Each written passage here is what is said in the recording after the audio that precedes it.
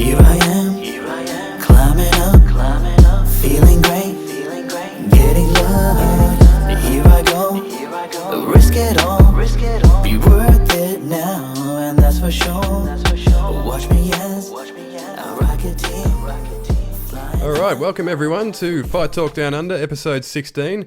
My name's Dan Meehan, I'm from Fight News Australia, and my co-host, of course, is fighting Muhammad Alavi at Eternal 67 on July 16th on the Gold Coast, if anyone hadn't heard. And if anyone hadn't heard, his name is Lockjaw Justin Van Heerden. How are you, mate? I'm good. Yep. Back in action, July 16th, another co-main event, back in the Gold Coast. Not too fussed about where I'm fighting on the card, but if you ask me, the Gold Coast is pretty much my town, so it should be the main event. But, that's all right. We'll give it to Kevin and Caleb. I'm excited to see that fight. It'll be a good fight. But, yeah, man, I'm stoked to get back in there. I'm fighting Muhammad Alavi. We saw the stuff on the socials with XFC and some of the stuff, that people are putting out, being like, no one wants to fight him. I addressed this last week, but told you so. And, so now, we're matched up. It's cool, man. This isn't one of those fights either where I got to, worry about the other sort of, the trash talk or anything like that.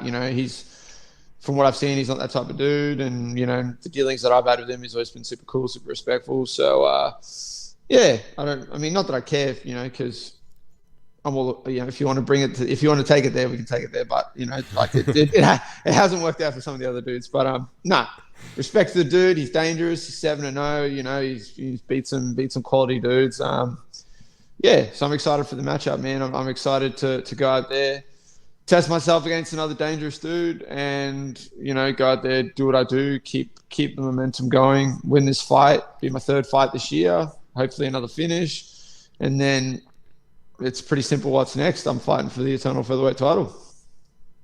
You would think so, yeah. I mean, it's a big fight. Alavi comes with a pretty big reputation and an undefeated record, and you put your hand up and you've got your wish. Yeah, 100%. I mean, I'll lay it out for everyone. I mean, I saw the stuff. We all saw the post that XFC did on social media, and we saw the stuff. Obviously, Alavi's been pretty active on the socials, saying that he's waiting for a call and no one wants to take the fight with him. And part of me can sort of see that, for the most part, a bunch of these dudes wouldn't fight him. I can understand that. Outside of Jack Jenkins, he's ruled out because obviously, we're pretty certain that Jack's on to bigger and better things very soon, as he should be. But some of these other guys, I'm thinking why haven't they put their hands up and sort of stuff like that? But XFC offered the fight to us on June 18th. We said no to XFC because, for simple reason, my coaches won't be here. Joe and Alex won't be here. They'll be overseas. So I'm not going to fight without my coaches being there. Simple as that. Eternal, then, we're kind of in the works with Eternal to set the fight up. They offered it us for July 16th in the Gold Coast. Stacked card, big event, UFC Fight Pass. It was a no-brainer for me. Even if Joe and Alex were going to be here for the June 18th date on XFC, I wasn't going to take it. A couple of reasons. Why would I fight on XFC and do all that, and then instead of fighting on Eternal, the biggest promotion in Australia, for more exposure, more money, it's just better. It's just a whole better, sort of setup for me to do that than fight on XFC. It's pretty much it. So it's locked in. It's a stacked card. It's going to be fucking sick. Back in the co-main event, and then the fight before ours. Obviously, we're going to break this down eventually when we talk about this card. But the fight before mine, we're seeing Alan bounce back, quick turnarounds, fighting Diego Pereira, former teammate, former opponent of mine. Well, both former opponents of mine, I should say. Kind of in hindsight, though, makes Diego look like a bit of a gronk. But, you kind of put yourself between a rock and a hard place because you are fighting the dude that's coming off a loss.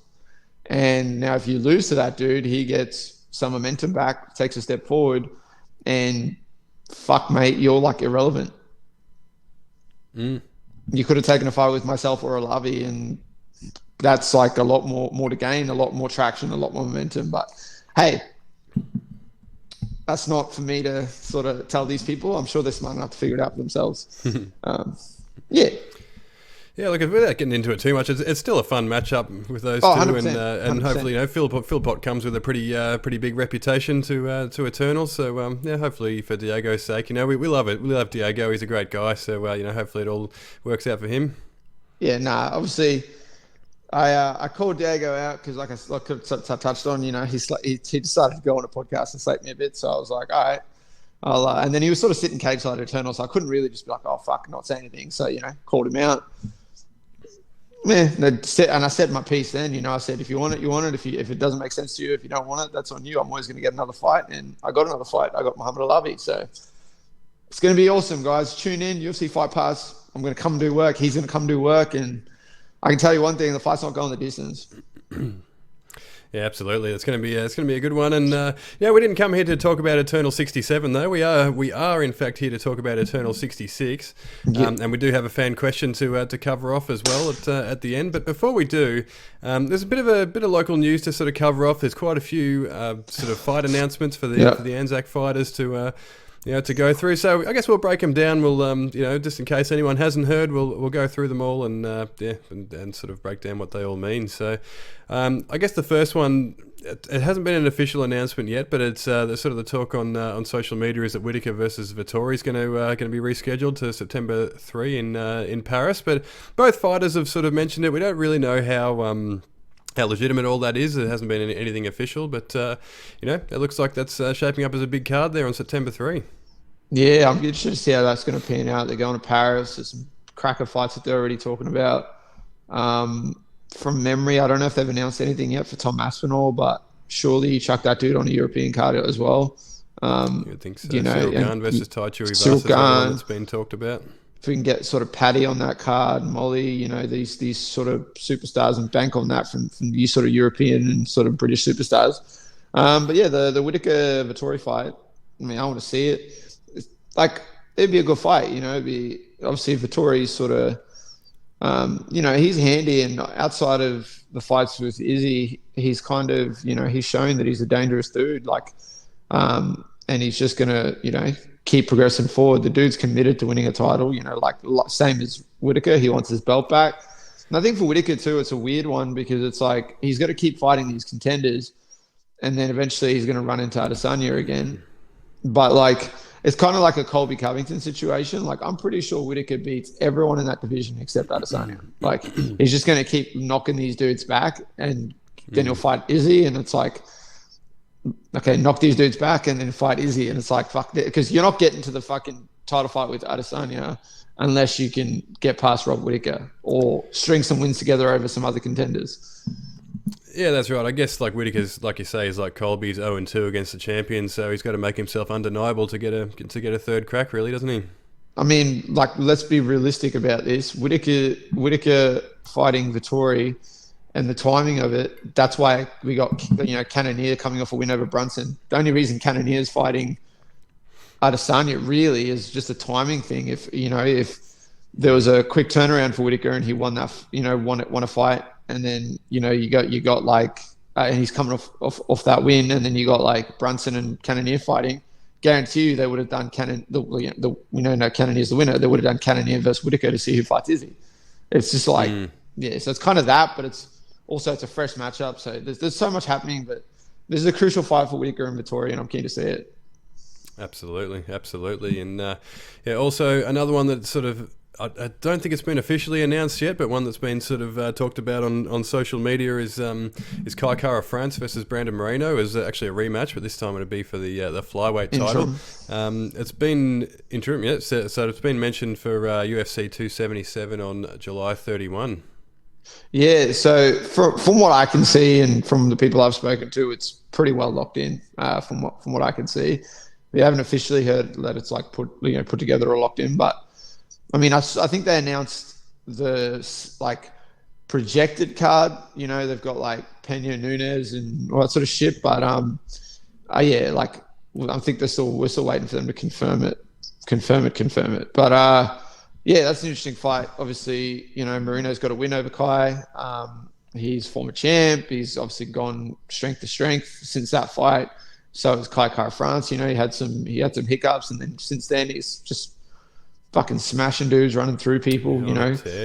On an absolute tear. Knocked out Garbrandt. That gave him a lot of momentum, and then we all like, I certainly picked against him in his last fight. I was like, oh fuck, there's no way he's getting through this. But we said after that, he managed to come through, get the win, and then I said, that's it.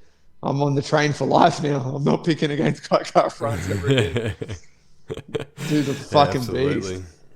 Yeah, he's on a roll at the moment. It's a huge opportunity for him. So hopefully he can. And even then, it's not like really even picking against the guy. Like you like that, especially when we're doing these breakdowns too.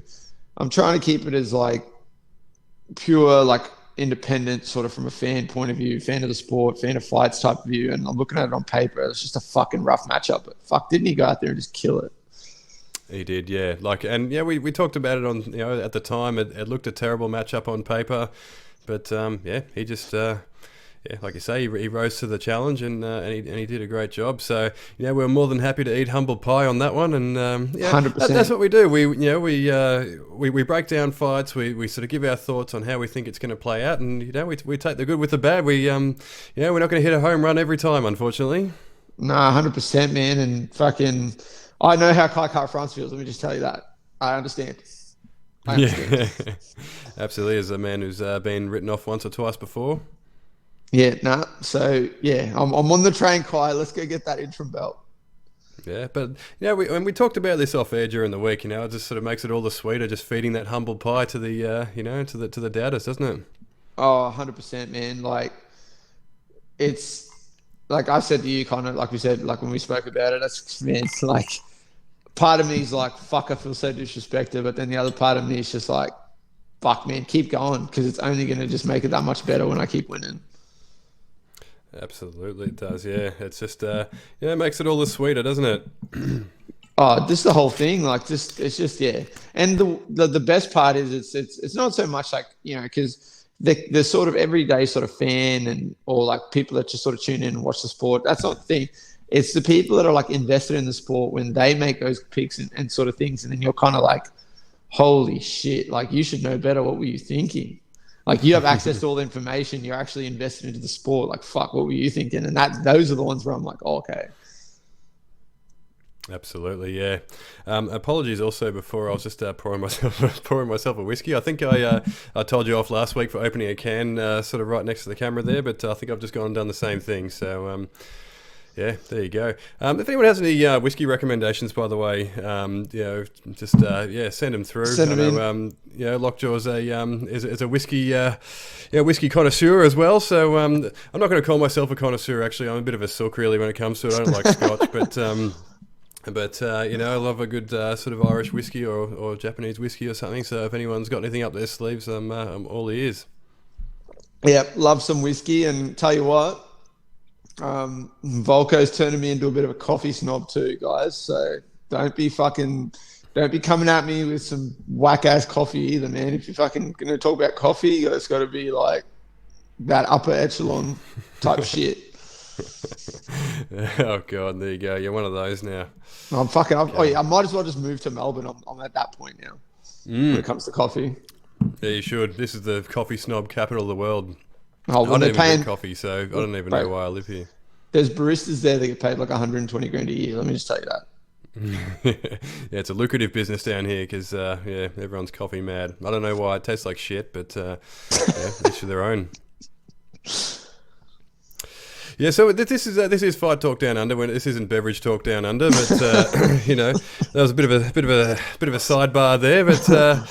Now, I guess another fight that has been announced, and it's one that's coming up very soon, is Jake Matthews versus Andre Fialho at UFC 275 on June 12th. And it's sort of come a little bit from left field. We know that Fialho lost his opponent. I can't remember who the opponent actually was, but Jake Matthews is stepping in on short notice, and probably on paper, I don't know. We've been bitten by saying words like this before, but it looks a pretty rough matchup on paper. Yeah, I hope he gets bashed. I really like Jake Matthews, but on you, Jake Matthews. Hopefully you can get the win.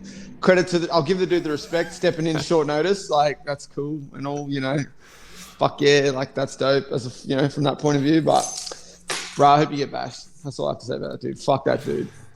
And he knows why, and like, his people know why. He is one of the worst people that I've ever dealt with. I'm sure everyone else got nice stories about dude. I'm sure he's a great dude, but when I fought Michael Barber, that fucking piece of shit decided to like jump on the train and take part in the whack stuff that Michael Barber was saying about like my kid, my partner, like, so yeah. Jake Matthews is a gronk, and I hope he gets head punched in. I hope old mate just sleeps in. I don't have anything nice to say about that dude.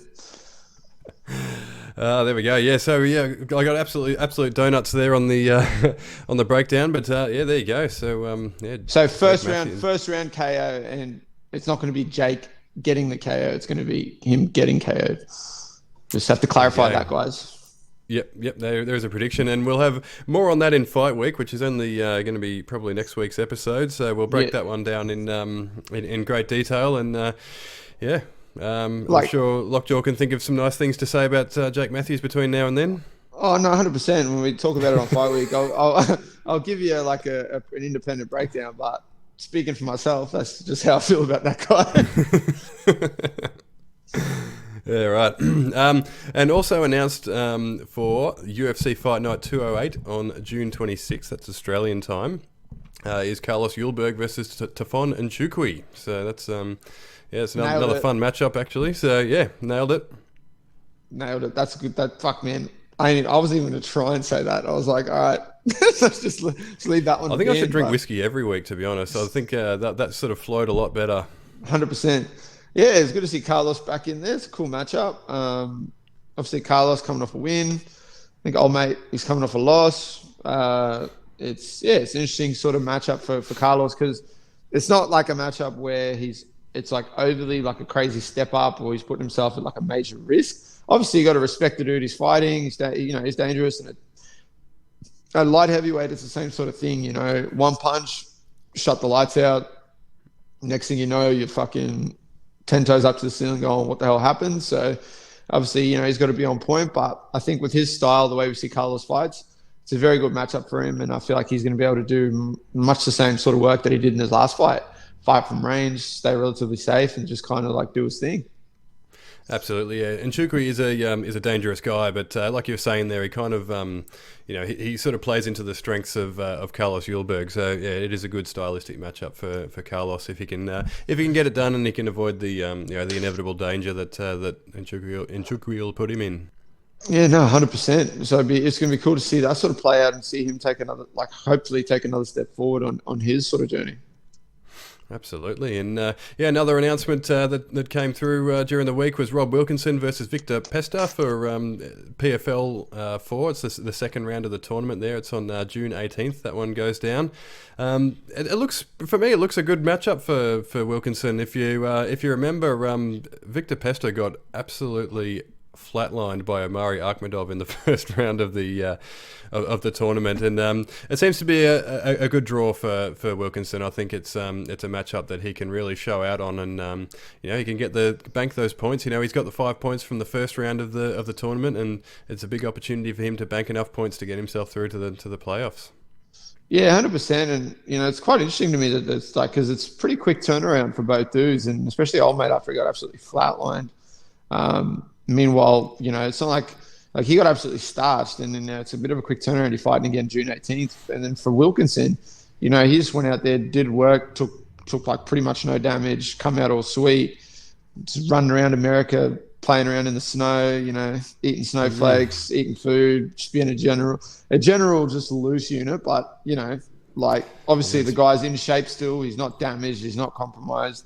And on paper, stylistically, it's a good matchup for him. And like we spoke about it last time, but Wilkinson's massive, bro. He's so big. So to see him, sort of do the work that he did in that last fight, it's going to be a rough matchup for old mate moving into this one.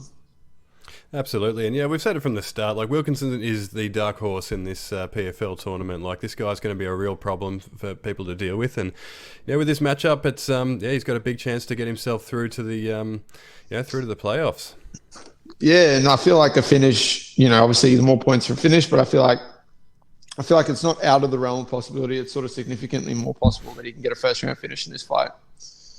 Absolutely, and then he's pretty much guaranteed going through. Really, a first round finish would get him the 6 points, and yeah, it would be very difficult. Like, I don't think it would even be mathematically possible for someone to knock him out of the playoffs. But it is an interesting one, like you mentioned there, with the opponent Pesto getting blasted in the first round. Like, we know that PFL, they like to smash the whole tournament out. It's something like 4 or 5 fights that they have to fight to get to the $1 million. They try and smash it out in about 6 months. They like it to be like a season, on season, off season sort of thing. They like it to sort of be like a league, as the name would suggest. But so I guess for Pesta, it's like, obviously he's got to turn it around to get, to keep himself in the tournament, even though he's possibly got some repercussions from that punch he ate from Omari Akhmedov. But at the end of the day, he's got to get back in there, and I don't know what the health protocols are, but if he wants to get back in there, back into the tournament, he has to fight. But in reality, his chances of getting through to the playoffs are almost nothing, because he's come out with 0 points from the first round, and it's in a regular season that is 2 fights, it's very difficult to make that ground back up. Yeah, 100%. And then it's like he's for sure going to be compromised still, and it's not hard to sort of get yourself cleared by a doctor. And I mean, he could just go, like, obviously they have their protocols, the commissions have their protocols and that, but like really all you need to do is go see a doctor, get cleared, and then you can compete, which isn't overly hard to do. And I mean, even if, it is what it is, but like, yeah. And then obviously there's that too. Are you really coming into this matchup motivated and like being like, all right, I'm going to go out there and kill Rob Wilkinson and get a win? Because what does that do for you? Sweet fuck all. You're not going through the playoffs this time around. But I'm not saying like the dude's just going to come in there and fucking be happy to lose. I'm like, no one takes, like, no respectively, no real fighter is going to take a fight and just be like, oh, okay, I'm prepared to lose. Like, so I feel like the dude's going to come out and bring it, but like, fuck, it's just a rough situation to be in, because you're for sure a bit compromised whether you want to like take that on board or not. And you're kind of out of the sort of pick for the playoffs as well. So it's kind of like, it's more of a just so you can bounce back, be coming off a win for when your next sort of outing is. Pick up a paycheck. Yeah, pretty much. Get paid, get a win, and then, sort of be in a good spot for next time. Absolutely. It's probably going to be his last paycheck until next season, really. So, that might be a part of the motivation as well, as, as sad as maybe that is. Yeah, 100%. I mean, obviously, I don't know how that all works, like, financially, but I'm pretty sure from what I've seen, PFL is paying people pretty good from what the fighters are saying. And, obviously the way it's structured allows them to keep sponsors and do all that sort of stuff as well still. So, hopefully, at the very least, if this dude goes out there, which more than likely is going to happen, and gets absolutely blasted by Wilkinson, he's getting paid some sort of decent amount of money still. Yeah, absolutely. And from what Rob Wilkinson told me, he said he's getting paid better now just for fighting than he was in the UFC. And obviously there's the pot of gold at the end of the rainbow there with the $1 million, but I think his actual fight money is better than what he was getting back in his UFC days. So good luck to him and the team at PFL. Sounds like they're throwing some money. Yeah, killing it. I mean, I have no idea where it's all coming from. I don't know how it's all structured, but yeah, keep it going. Yeah, look, I think it's money that's going to have to be paid back at some point along the way. I think there's some companies that have, and we're getting a little bit off track here, but I think there's some companies that have invested quite a lot of money in the PFL. So I think we're sort of seeing with Bellator, being financed by Viacom. I think at some point they're going to have to, they're going to have to pay those soft loans back. But until then, it's a fun ride. 100%. Now, speaking of the UFC, Sean Etchell, the eternal bantamweight champion and former flyweight champion, has gotten the call up to fight on the Road to UFC show in Singapore. Now, I don't know exactly which one it is. They've got shows on June 9 and June 10 up there, but we don't know. I haven't been able to find out which one Etchell's actually on. But he's fighting a Japanese guy called Takeru Yoshida, who's a 5-1 fighter. He's only 19 years old. Who's we were just talking about off air. He's made his pro debut when he was just turned 16 years old, which is insane. But So he looks to be a bit of a prodigy from Japan, and from what I can tell, it's a non-tournament bout. So the tournament brackets were all full. So we were kind of talking about it the other day. We don't know which weight this is going to be at, and we don't know, but it's a flyweight bout and it's non-tournament. So it's going to be literally just a little sidebar for the UFC to have a look at these two fighters, and good opportunity for the buzzsaw to show out and get himself a gig in the UFC. Yeah, 100%. So we sort of spoke about it a fair bit. It's an interesting matchup. Obviously, this kid, he's young. The guy that he's fighting, he's a young dude. He seems like he's got some skills. He's 5-1. I kind of said to you, the loss on his record's a weird one because I'm pretty sure the dude he lost to is like 3-14. So I have some questions about that. But I don't know. Like, Sean's obviously he's an animal, man. He's been there, done that, fought some of the top dudes in Australia, and he's just an absolute gun. He's just got one speed, go forward, do damage, kill or be killed type vibes. But he is pretty well rounded. Sean can do a bit of everything. He showed in the fight with Hibbert that defensively as well, his grappling and stuff was on point. His wrestling was on point. He got himself out of some pretty compromising positions. And then obviously on the feet, the dude's just an absolute berserker, just comes forward and just looks to do damage. So I'm keen to see him go and show out and hopefully, get himself in a sort of good position for potential call up for the UFC or contender series or something, something. Yeah, I'm not sure exactly what's on the line in these fights. Whether this is kind of like a little contender series thing for a UFC contract, or like you say, if it's just like a feeder for the contender series, we don't really know. There's not like that much information out there on what the actual implications of this fight is. But it is going to be an interesting one, and we will break down all of these fights in their appropriate fight weeks. But obviously, Etchel's 28 years old. He's a current local champion. He's probably coming into his prime now as a mixed martial artist, so it's going to be interesting to see how he goes with Yoshida, who's only 19 years old, and it seems an interesting pick to sort of bring him in at this point, because like the UFC, like we're talking about off air, they haven't brought in too many 19-year-olds, and it typically hasn't really, outside of Vitor Belfort, it hasn't really worked out very well. Sage Northcutt was another sort of guy who came in with a bit of hype at a very young age like that, and it sort of didn't really work out, and it's just Vitor Belfort wasn't your average 19-year-old. He was on a quite a rigorous supplement regime there, I would have thought, in those days. Yeah, especially back then. But that's something that obviously I want to kind of use what Chase Hooper said just the other day about when he first started fighting in the UFC and compared to now. He was 19. I think he's 22, 23 now, and he's he said something about that too. Being 19, you haven't filled out yet. Your testosterone levels aren't where they're going to be at when you're start getting into your 20s and stuff like that. So, the strength, all that sort of stuff, it's, I get it. The kid's been fighting since he was 16, professionally or whatever. And, there's all that sort of stuff. And he's obviously been training. I guess he's been training for fucking a long time, but shit like that factors in, man. He's facing someone who's 28 years old, who's arguably entering sort of the beginning of his athletic prime in the sport. And, he's fighting a man. It's a boy fighting a man. That's what that's really the only way to put it. And, don't get me wrong. In my time, especially, I've just as recently as on the weekend, it's I sparring some of these young dudes, and they're just absolute guns. They got the technique, they got the skill. They're just there's all these things. But at the end of the day, man, there's a significant difference in those sort of, when it comes to, the strength and that sort of stuff, and the power and that sort of stuff. And, I feel like that's going to be evident in this fight. I think Sean's just going to be, if it all comes down to it, I think Sean's just going to be too big, too strong. Yeah, you would think so, yeah. I mean, this Yoshida guy, I haven't really been able to watch some footage yet, but he might be like a Tenshin Nasukawa, one of these just prodigies that's just going to blow through everyone. But, on paper, it looks like, Sean Etchel should... Well, he's definitely going to have an athletic advantage, you would think. Yeah, 100%. 100%. Now, on the local scene, before we get on to Eternal, we've got Demolition Mma. Their 6th event is on this weekend, on this Saturday night here in Melbourne.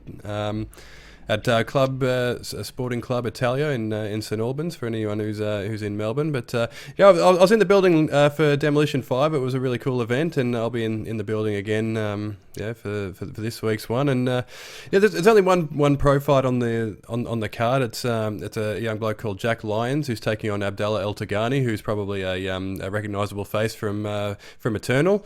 Lyons, sorry, it's another step up for him. He looked impressive in his win over Michael Stanoff in the last Demolition event. So it's a step up in class again to fight El Tagani, who's sort of been there, and he's obviously a long and dangerous character. Who's he's fought Diego Pereira as well. So what do you make of that one? Yeah, it's an interesting fight. For Lions, it's a fucking interesting matchup to take for.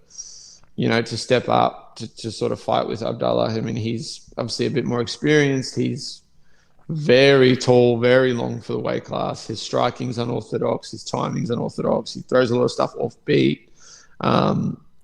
Granted, from what I've seen so far, or from what we've seen, and this isn't a knock on the guy, but from what we've seen, the grappling and the wrestling isn't sort of, at the same level as his striking, but it is what it is. It looks like it improves each fight that we've seen him in there. But obviously I think, for Lyon and his team, it's going to be, they're probably going to be stressing on the fact that they kind of need to be all the way in, close the distance, press him up against the cage, work on him a bit, get the lactic building up in his arms and legs, and kind of take away his striking ability from him, and then ultimately look to put him on his back and go from there. You can't really, you don't really want to use the Pereira fight as like a judgment, because, not everyone's going to have the ability to bust out a heel hook out of nowhere and just catch someone like that. People need to remember that. Like, obviously, although primarily Diego likes to strike and a lot of people are going to consider him a striker, the dude's actually, he's a really good grappler. The dude's a brown belt in jiu-jitsu. He's been fucking training for a hot minute, and he can wrestle. So, not everyone's going to be able to bust out shit like that just on the fly. So I don't really want to use that as a sort of a thing like, look, he's compromised in those positions, because, he got caught with a heel hook in a really awkward transition sort of position. But in some of his other fights, we have seen that against the fence and stuff like that, he struggles a bit. So it'd be interesting to see the adjustments that he's made since that fight. Obviously, it's going to be, because it's one of those fights where if Abdallah can keep the fight at his range and not allow Lyons to come in at all or dictate anything at all, it's going to be an easy night in the office. It's going to be like, he's pretty much going to be on the outside. He's going to be able to point fight his way to a decision, worst case scenario, or best case scenario, he's going to catch you. He's going to put you the fuck to sleep. Like, he's going to, you're going to get clipped and you're going to go to sleep. There's no in between. Clipped with a head kick from the other end of the cage or something. 100%. So there's no in between. The dude's very long, very tall. Looking at it from my point of view, how I'd approach that fight, someone who's that long, that tall, you kind of have to stay all the way out, if we're going to go in, we've got to be all the way in, like all the way in. And if you're going to play that game where you're staying all the way out, it's going to be a case that you want to stay so far out that you kind of draw him into pressing the action, because then it gets him out of his comfort zone, and then you can still look to capitalize on that. Still dangerous part, because the dude's a gun on the feet. He's unorthodox, and he like you said, he's got all those weapons, and his range and ability to hit you is like pretty filthy. So it's a tricky matchup for sort of anyone that fights in that division. So yeah, I'm interested to see how it plays out. It's going to be cool. Demolition keeps putting on some cool shows. They've got a good team that's throwing it all together. Wayne's a really good guy, and I'm keen to keep watching their events and keep seeing what they're doing. So there's some sick amateur fights on that card, and some of the amateur fights that I've seen take place on some of their other shows, I'm just kind of like, we've spoken about that before. It makes you look at the level of amateur fighters in the country, and you're like, holy shit, if this is what these amateurs are doing, I can't wait till they go pro.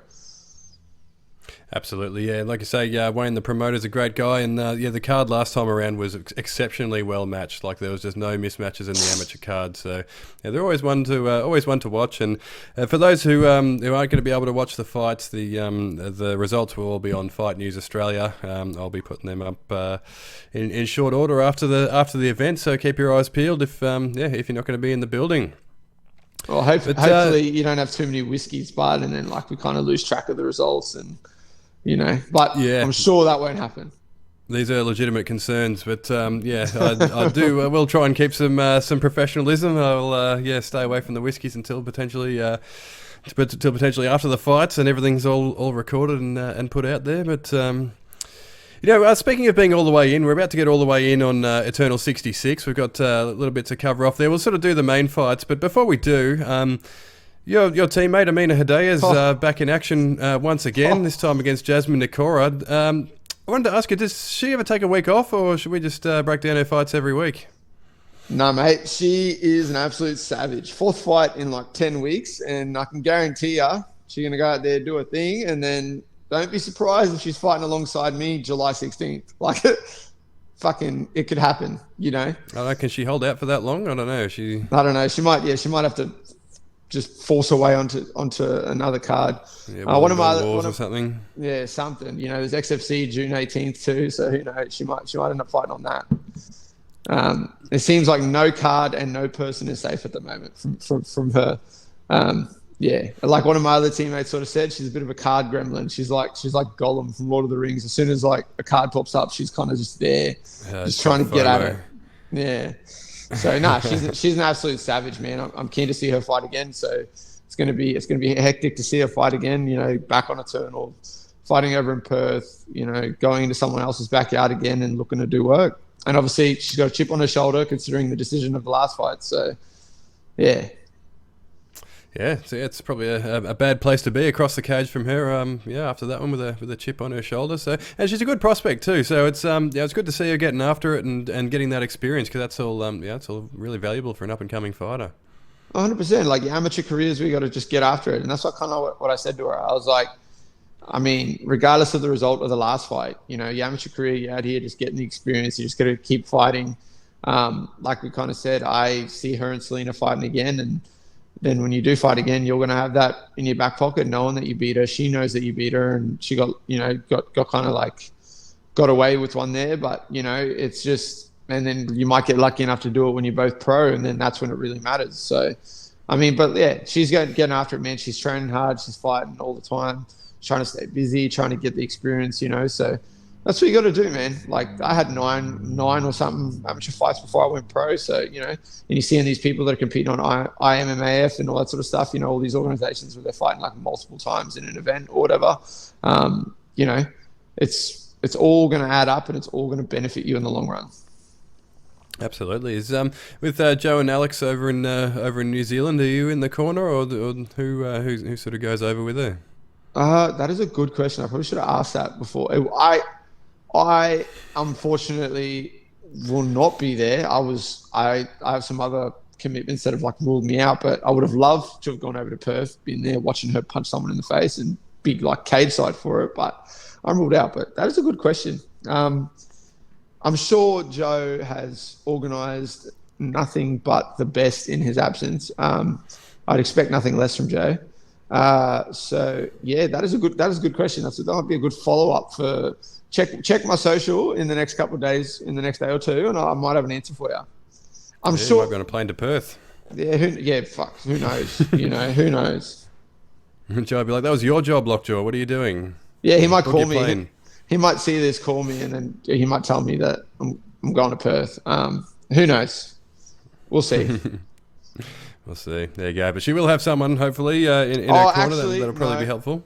My brain just did a bit of a reset. I do believe she will have current UFC welterweight Jack Della in her corner, filling in her corner alongside one of our other essential team members and coaches at Freestyle MMA, Tara Long. So it'll be a combination of Tara Long, current UFC welterweight, Jack Della, and I do believe that his brother Josh will also be assisting, as Scrappy MMA has like 8 people fighting on the card. So, Ben Vickers is commentating now. That's what he's doing. He's a commentator extraordinaire. So it's all happening for the team at Scrappy. And I'm sure you're going to have the usual suspects like Rod Costa and Ryan Gray also in the corner, doing their thing. So, yeah, I did actually know that. Yeah, I think, Jack Della, Josh Della, they're going to be assisting in the corner.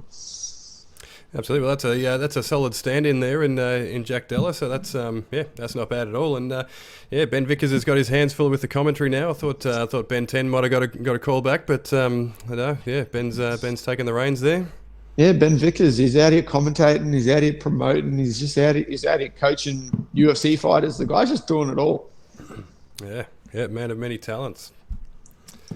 All right, now also on the card, I got another one of your former foes in Toby Meach is taking on Nick Thornton, who's of City Kickboxing. That one's a bit of an interesting matchup. Meach is coming off another loss against Sam Hibbert, and obviously, like I said, Thornton's from City Kickboxing, 5-4 amateur record, so he's got some cage experience. So what do you make of that one? It's an interesting matchup. It's kind of, it's done the old bit of a flip where, this guy's coming in against someone like Toby who's got a decent amount of experience. Obviously, he's got something to prove. He's coming off, a loss to Sam Hibbert. He's made the move to be based in Perth. He was previously based in Queensland, training at Integrated MMA under Adrian Pang. Now he's moved. He's trained at Scrappy MMA under Ben Vickers alongside a stable of absolute killers. So I'm excited to see what Toby Meach 2.0 is going to be like. And then obviously, Thornton comes out of City Kickboxing, trains alongside Absolute Guns, coached by Eugene Behrman and a bunch of other brilliant minds in the sport of MMA. So on paper, this matchup has got, the potential to kind of steal the show a bit. It's got potential to be an absolute cracking fight. I'm interested to see how it plays out because we know that people from City Kickboxing are going to come into the fight with a relatively sort of extensive appreciation for the striking game and wanting to sort of, highlight that a bit and utilize that a bit. But at the same time, we kind of have to anticipate that they're going to be versed in all areas of the sport because it is MMA at the end of the day. It's not kickboxing. And then Toby Meach is obviously his experience. He's well-rounded. The dude, albeit his last couple of losses to myself and Sam have come by submission. I gotta suspect the dude's made the improvements in those areas. He's training with guys like Jack Becker, Rod Costa. I've got to imagine that the grappling has gone up in levels 100%. And obviously, from like I can tell you because I fought the guy, he's got some fucking pop in his punches, man. The dude hits pretty hard. So, I'm interested to see how that plays out. He's got the ability to crack on the feet and do some damage, but I'm suspecting that he's going to be able to keep the fight standing. And I don't even know if it's really like a lack of grappling ability or anything like that, because we saw him fight James Sargison, who's a black belt in jiu-jitsu, and he was able to stuff everything that he offered, survive a very deep position where he was in a rear naked choke and looked like it was all over, and then come back and TKO him and do absolute damage. So, I don't know if it's even that. I think it's just it's sort of MMA is just funny like that. It's just maybe obviously I don't know the guy like that well, but maybe it might be just that sort of thing. It might be just a mental thing. Maybe I don't know because how do you can't really be like, oh well, the dude obviously needs to improve in those areas. He obviously does, but at the same time it looked like he almost did because he fought me, got caught with the first round rear naked choke, fought Sargison the next fight, was in the exact same position in the first round. It was just looked like it was all over, rallied up, got out of position, survived the round, come back in round 2, split him with elbows and beat the absolute shit out of him and then TKO'd him. And then obviously comes in the fight with Sam. Sam's predominantly known as someone who likes to grapple and gets caught in either a Darce or Anaconda and gets submitted fairly quickly. So it's a weird one. It is a weird one, and maybe there's just sort of something in the way that you and Sam sort of operate that exploited a little bit of a hole in his game. It can, like, we know that MMA is a game of inches. There's just like so little sort of margin for error, I guess, and so maybe there was just some sort of little tendencies that you guys had that sort of he just didn't recognise, and it's always interesting, like you say, when someone moves camps, to see the sort of differences that they make, like whether it's a change in their style, or maybe like a move to a place like Scrappy might just sort of unlock some of those gaps, or some of those things that he hasn't been able to implement in his fights. And you know it yourself from moving to freestyle. It's kind of just you've added to your game. You've maybe sort of unlocked some of the knowledge that you already had just by sort of drilling it in a different way. So it'd be interesting to see what Toby Meach brings to the cage. Yeah, and it's going to be interesting to see what the young man from City Kickboxing does. I'm always keen to see people from CKB fight. Obviously, we've got like an affiliation with them with us at freestyle. So I'm always going to be keen to see anyone from City Kickboxing sort of get in there and see what they do. So it's going to be a fight to look out for sure. And that's the other thing. Like, Thornton comes to the cage with a 1-2 pro record, but he's not going to be any slouch. City Kickboxing aren't going to send someone over to fight on Eternal if they're a mug. So he's going to be bringing something to the table as well. So it's definitely going to be one that's worth watching. Yeah, 100%. Now, in the co-main event, we got Cody Hadden taking on Jarrett Wilbraham. It's a real sort of clash of young guns, this one. And before we get into it, just have to remind everyone, I interviewed Cody Hadden just yesterday. So that's on the Fight News Australia YouTube channel. So make sure you check that one out for all Cody's thoughts on the fight. And of course, he talks about his fight with Steve Erceg and the training that those guys have done together since. So it was a good chat. So to get the insight there, Fight News Australia YouTube channel. But obviously Cody's coming off the loss to Steve Erceg in what was a classic fight, really, in Eternal sort of circles. And Wilbraham was supposed to fight your teammate Colby Thickness just a few weeks ago. Now he's managed to get the fight with Cody. Now, Cody tells me that he was already in camp. He hasn't taken this one on short notice. He was in camp in anticipation of having a matchup on this Eternal card, but it was only a few weeks ago that he sort of got the call to fight Jarrett Wilbraham. So, it's a fun one on paper, and what do you make of it? Yeah, it's going to be interesting. Obviously, Jarrett's on a tear. The dude's 5-0, I believe.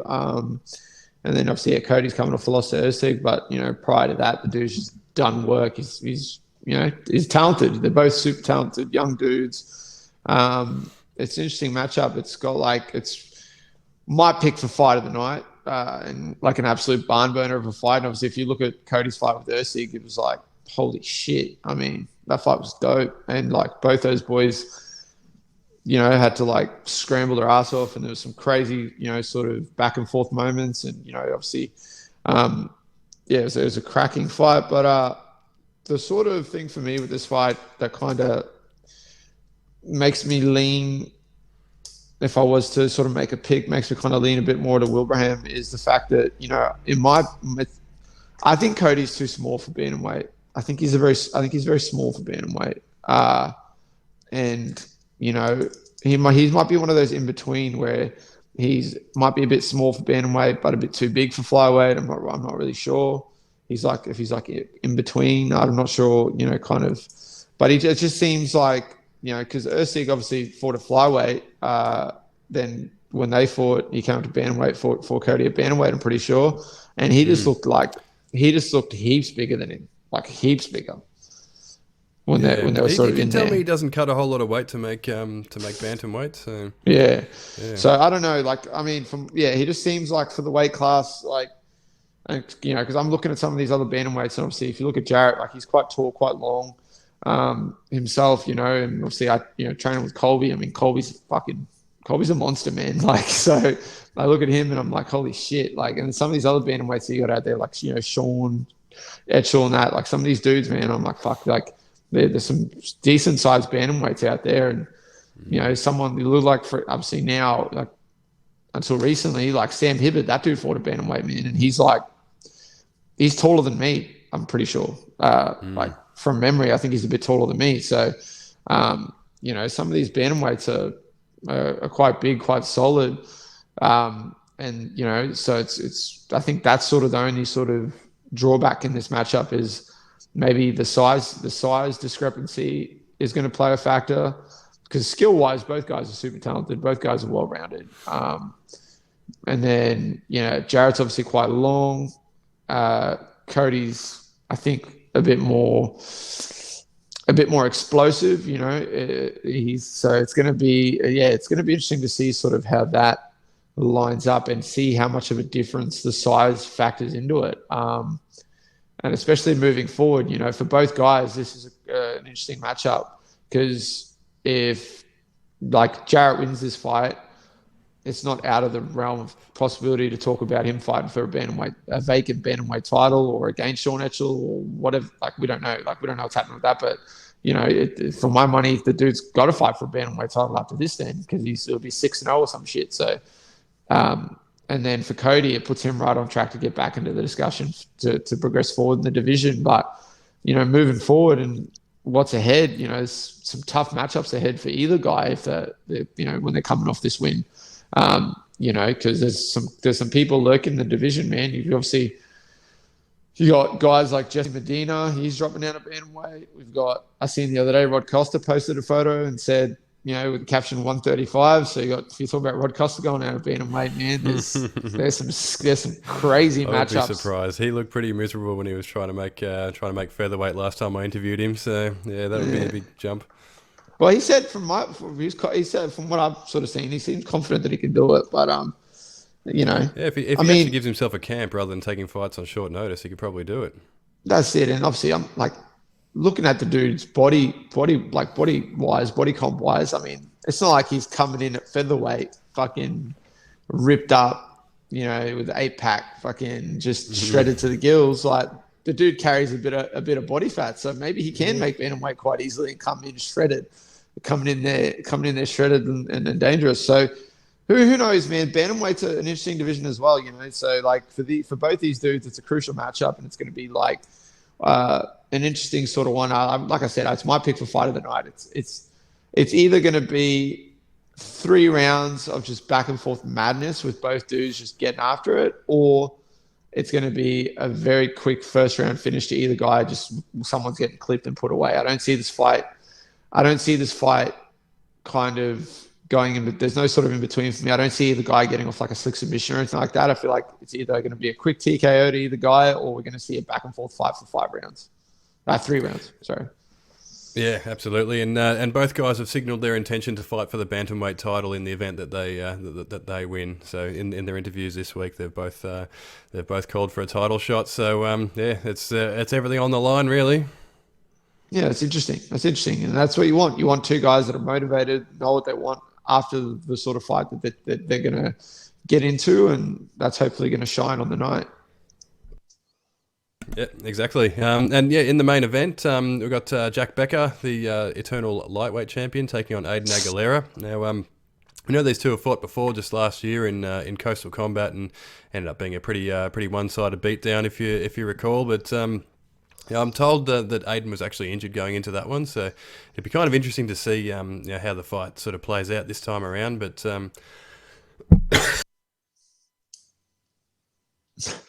pardon me, so I'm going to have to cut that out. But this fight, it looks to be sort of, we know with Becker there's sort of we're anticipating that he might be off to Disneyland, right, with a win in this fight. But for Aiden Aguilera, it's really do or die for him. Like, he's 31 years old. He's on a 3-fight skid, and really, if he makes that 4. It's a long way back. But he's gone big. If he beats Jack Becker, this is a guy who's probably on the brink of a UFC opportunity or an opportunity with a big promotion. So if Aiden Aguilera can actually pull off the win, then he sort of gets himself right back on track, and he's only sort of maybe a couple of wins away from an opportunity. With a bigger promotion or sort of putting himself in the window. So, his camp are quietly confident of pulling off the upset in this one. So, it's going to be interesting to see what he brings to the cage this time. I'm told he's had an unbelievable camp and he's fully fit this time. So, it'd be interesting to see how it plays out. But, how do you view it? Yeah, it's an interesting fight. I like both dudes. Both dudes are super nice dudes.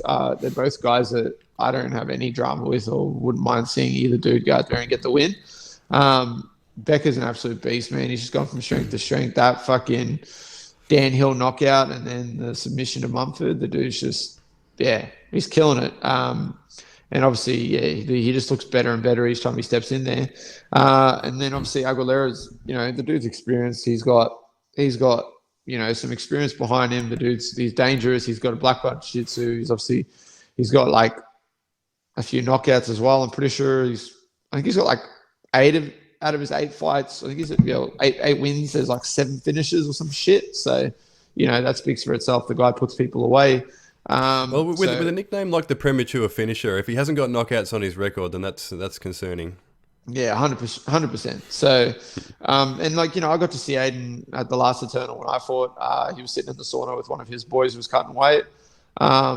And I just remember just sitting across from him, looking at him, and I even said to him, I was like, "Bro, how the fuck do you even make lightweight? Man, he's a big guy. Like he's a really big dude."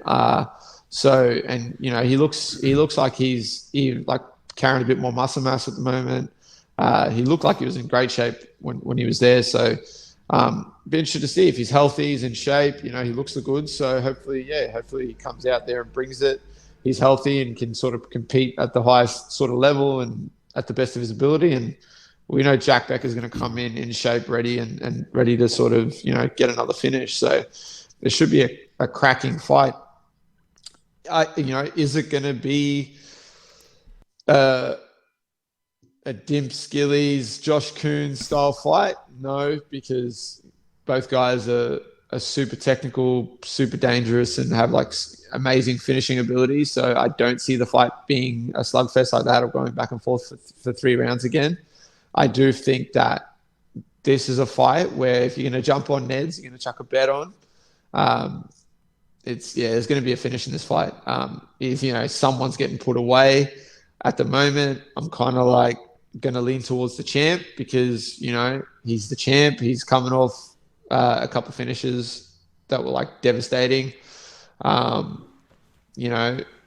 at the same time, Aiden's going to be hungry to sort of snap that skid and come back and get the win himself. But yeah, it's a hard one for me to pick because, like I said, I like both guys. I want to see them both kill it. But if I got this is a fight though. This isn't a nice guy competition. So who wins the fight? It's going to be Jack Becker. I think Jack Becker's going to get a round 2 finish. I'm calling a submission. I'm going to say round 2 rear naked choke to Jack Becker. There you go. Yeah, that's an interesting one. We know Aiden Aguilera is a jiu-jitsu black belt, so that'd be a big feather in Jack's cap. We know that he's obviously a well-credentialed grappler himself. I mean, we talk about this. People talk about this all the time. Like, there's people who, they might be a black belt or they might have, set sort of levels in grappling and that, and might have like a great grappling pedigree in that. But then there's other people where, there's just another level. And I feel like Becker is at another level, especially in that area. I mean, although, we want to give Aiden the benefit of the doubt. He was injured in their first meeting, but if you kind of look at the grappling exchanges in that fight, Becker was all over him.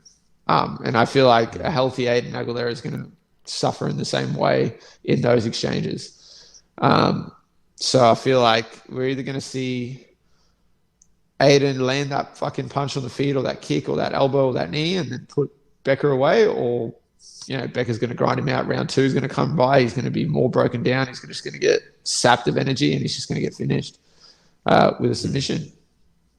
Yeah, we did see that there was a discrepancy in that first fight, and Becker's just a huge physical guy. Like, I don't know how that guy makes lightweight. I say that every time he fights. I don't know how he makes it. And I did ask him last time I interviewed him, and he said it's actually not that bad, which is, I don't believe for a second, because that guy he looks like the Incredible Hulk. Yeah, he's a big dude. So it's interesting. It's going to be a dope main event for Eternal 66. It's taking place in Perth at HBF Stadium. It's going to be packed to the rafters. It's Jack's first fight back in Perth in a long time, so that's going to be another bit of motivation for the dude to go out there and perform. He's fighting alongside like 7 or 8 of his teammates. He's fighting at the the end of the night. You're going to want to hopefully just round off a successful night for your team in front of your home crowd where you haven't fought for a while. So yeah. And you got fucking Rod Costa in your corner, your boy Rod Costa. So, those two are his characters when they're together. You see the antics they have with one another. So it's it's going to be it's shaping up to be quite a successful night for Jack Becker. Yeah, it looks that way. And so Eternal 66 is this Sunday night, as Lockjaw said, at HBF Stadium in Perth. And from what I'm told, it's in a time slot to sort of cater for the East Coast sort of fans. So it starts a little bit earlier in Perth. I think the main card. I think it's going to be wrapped up by something like 8 p.m. Local time. So over here, it should sort of finish around the sort of 10 p.m. mark from what I've been told. So, so just keep an eye out on UFC Fight Pass, of course, for Eternal 66. Now, we're going to get to a fan question. But before we do, I just wanted to ask you, did anyone come back? You put out the the call last week for the most boring fights of all time. Did anyone come through for you? Oh man, I got sent a few. I'll be honest, I haven't watched all of them because I've been trying to space it out because it's a rough process, man. You watch a fight that's like a rough, boring fight to watch. You kind of want to take a step back and be like, yeah, fuck that, and then you let some time pass. You watch another one, but there's been a few. That they sent me. One that are from the ones that I got sent. One that kind of stood out a little bit that I was actually don't remember because I remember watching it initially, but I don't remember actually being as boring as it was. Fucking Dominic Cruz versus TJ Dillashaw. It ended up being a split decision win to Dominic Cruz. And I remember at the time watching it, I think I even posted a video of them reading the decision and Dominic Cruz winning and me being stoked as fuck, being like, yeah, fuck yeah, because I like Dominic Cruz. But I like TJ Dillashaw too, even with his little decline moment that he had. But I remember watching that fight live and thinking fuck, this is a dope fight. And obviously it was a split decision to Dom, and it sounds like it was a close fight, but fuck, I rewatched that fight, man. It was actually so shit. So shit. There you go. I might have to rewatch that one. I remember that one being sort of fairly entertaining. So yeah, there you go. It's funny how time sort of heals all wounds. I don't know if it's I don't know what it was. I don't know if it's just I don't know if it's just because since then we've seen both guys evolve even more and they put on even more exciting performances, or I don't know if it's that, but I was just kind of this time around I wasn't watching it and being on the edge of my seat going, oh shit, what's about to happen? I was watching it going fucking do more. Why aren't you doing these other things that you normally do? What the fuck is going on? But maybe that's it because it's forward in time now. But yeah, I don't know. I'll be honest. I got to the third round and I was considering just turning it off. I was like, fuck, I just want to watch something else. There you go. I'd rather watch fucking Coco Melon than watch that fight again. Yeah, we'll spend plenty of time doing that. I tell you what, my daughter's mad for that stuff. Now, this week's fan question, we've got to get to this one. It's from Sarah Jane Hendren, so thank you to Sarah Jane for sending this one through. She asks, what do you think's holding back women's MMA in Australia? For example, Eternal MMA often has only 1 to 2 women's fights on the card.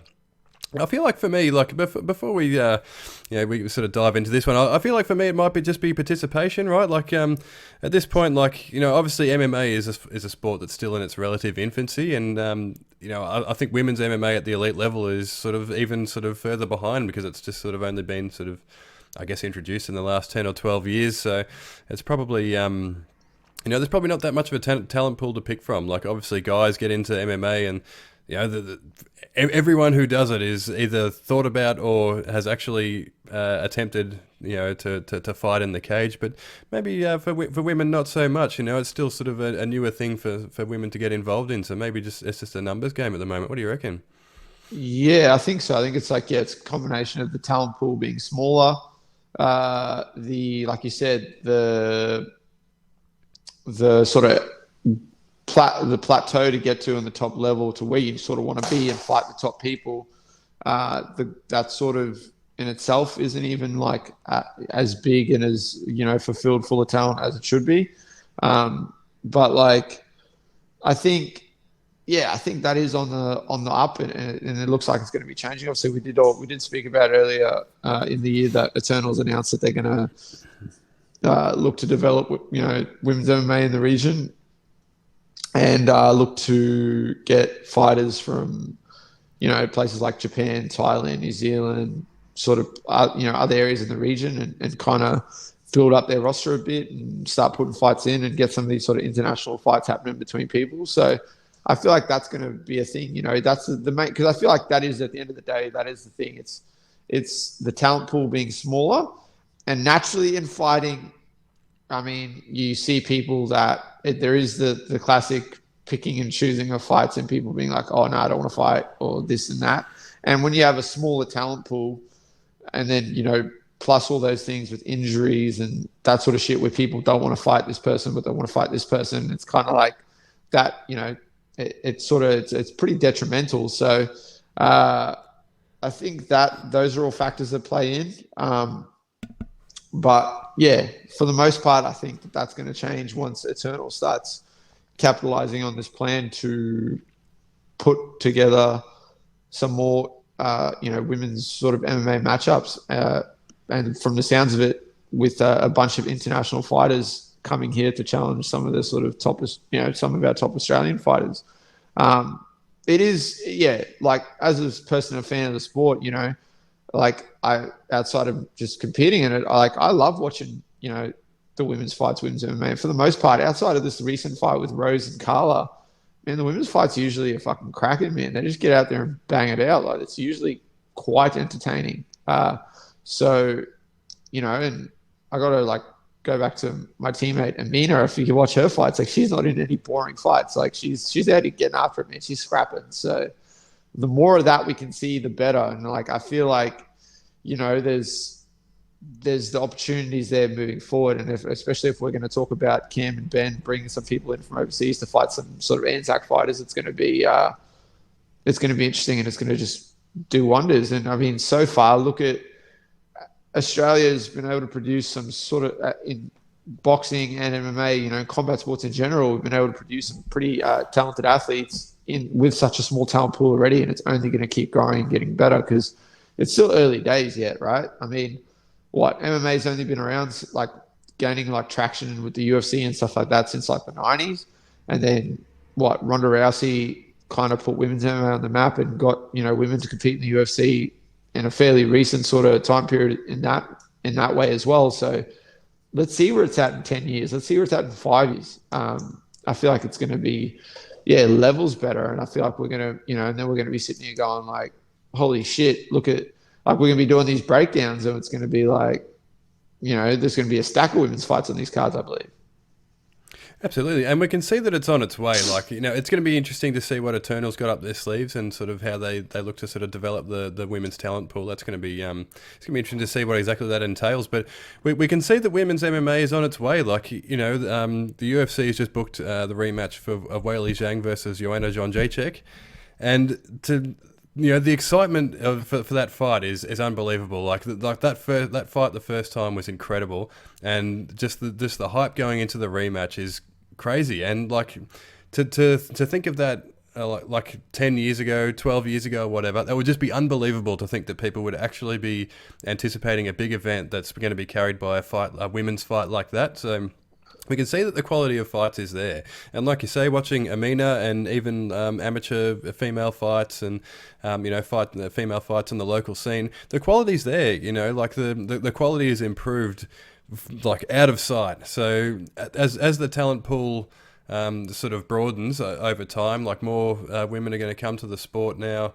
And it's a flow-on effect. When women are fighting and impressing and they're making the same money as men and that sort of thing, and at the elite level, then it sort of flows down and people want to get involved. Women want to get involved, and there's the pathway is then set for females to fight in MMA. So I think it's gonna flow on, and I think the time's gonna come where we're gonna see fights that are pretty fight cards that are pretty well balanced. I think it's always going to be tipped towards men. I think that fighting is something that men are always going to gravitate to more than women, I would have thought. But I think the ratio is gonna shift over time. Yeah, 100%. It's gonna eventually get to a point where it's gonna not be like I said. I don't think it'll ever be at a point where it's the ratio's even, but for sure it's going to just keep getting bigger and bigger and bigger. And like I said, for my money, if there's whether it's a local event, a UFC event, one of those other promotions across the world at like 2 a.m, that I find myself watching quite often. If there's a women's fight on the card, man, I'm tuning in, because more often than not, they're just cracking fights because they just get after it. And like, you know, we like look at I want to, like, you can circle back to Casey's fight with Roxanne. Like, everyone was like, yeah, this is going to be a quick night, easy night in the office for Casey. And look what happened there, man. Obviously she won, she killed it, but like, fuck, she got some fucking punches and Roxanne got after it. So I was watching that fight going, holy shit. Like, that's generally how it is. Like, even on the weekend with Home versus the Brazilian lady whose name escapes me because it's Caitlin or whatever. Oh, Caitlin Vieira, yeah. Yeah, that's it. Yeah, like, you know, split decision. People were complaining, being like, fuck, Holly won that fight. And there's that, you know, sort of questions and stuff like that about scoring and stuff like that. But, you know, still a good fight. Holly Holm come in there, had some success in certain areas. Caitlin was able to, like, do her thing, you know, come pretty close there with a rear naked choke while she was standing too. So it was entertaining. It's exciting, you know. So that's what I want to see. And for my money, man, like, one of the most technically perfect fighters to watch on planet Earth is Rose Namajunas when she's out there actually fighting, and probably has Whitman directing the ship a bit more than Pat Berry. But yeah, I mean, like just to circle back, man, her knockout of Joanna and then that head kick knockout on Wei Li, like, that's just fucking art, man. That's beautiful. And she's technically perfect. If you watch her fight, there's no wasted movement. She's not overstepping. She's never overbalanced. Like, it's crazy. So, and obviously, yeah, like you said, Wei Li and Joanna, they got after it, man. And I challenge anyone to go stand in front of someone like that and get punched in the face and kicked in the face and elbowed in the face like that for 25 minutes and see how you go.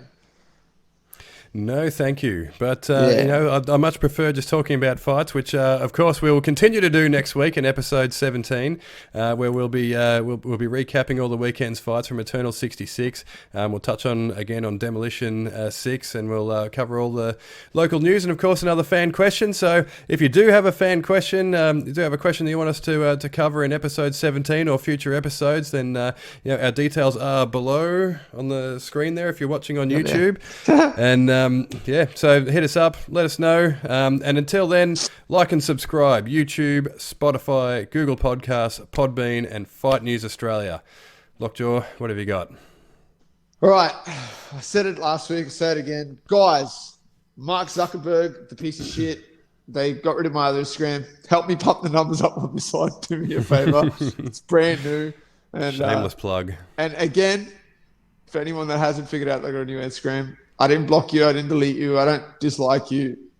Fucking Mark Zuckerberg, all right? I was starting to get too big. He knew the traction was going to shift over to Fight Talk Down Under. It's going to propel us into the stratosphere. And they kind of, you know, they were like, hold on, guys. Reel it back in. So that's where we're at. And then there's something else that I had. Yes. Okay. People, send me your hot sauce recommendations, because I always like hot sauces, looking for new ones. And if you want one or two that I can suggest to you, hit me up, because I've got some for specific meals. That's how in-depth this goes. So utilize the knowledge that I have, give me some suggestions, and, you know, take advantage of the fact that Dan and I know some shit about other stuff outside of fighting. Might not be a lot, but there's stuff.